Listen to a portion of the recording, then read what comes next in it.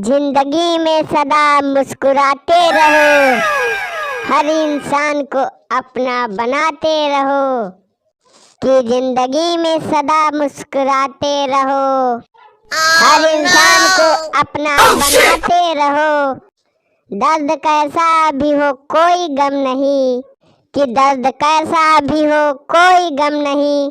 झंडुआन खरीदो और लगाते रहो। वाह पियाज भैया वाह, क्या शायरी मारी है।